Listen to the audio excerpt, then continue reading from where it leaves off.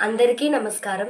అతి విద్య నేర్చుట ఎన్న వస్త్రములకే, పశులనార్జించుట పాల కొరకే, సతిని పెండ్లాడుట సంసార సుఖములకే, సుతుల భోషించుట గతుల కొరకే, సైన్యముల్ గూర్చుట శత్రు భయమునకే, సాము నేర్చుటలెల్ల చావు కొరకే, దానమిచ్చుటయు ముందటి సంచితమునకే, ఘనముగా చదువుట కడుపు కొరకే.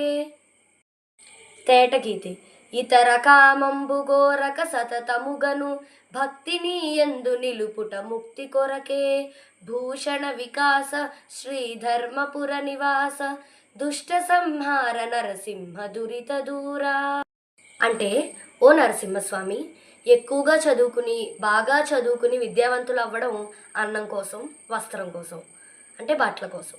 అదేవిధంగా పశువుల్ని సంపాదించుకోవడమేమో పాల కోసం. అలాగే పెళ్లి చేసుకోవడమేమో సంసారంలో ఉన్న సుఖాన్ని పొందడానికి. అదేవిధంగా కొడుకుల్ని పెంచడమేమో ముక్తి కోసం.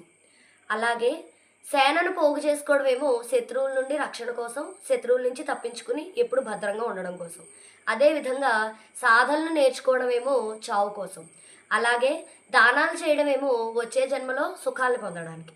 అదేవిధంగా ఎక్కువగా విద్యావంతులు అవ్వడమేమో కడుపు నింపుకోవడానికి. ఇలాగా ఏ కోరికలు లేకుండా ఎప్పుడూ నీ ధ్యానమే చేస్తూ నీ యందు భక్తిగా ఉండడమేమో మోక్షం కోసం. ఇది ఈ పద్యం యొక్క భావం.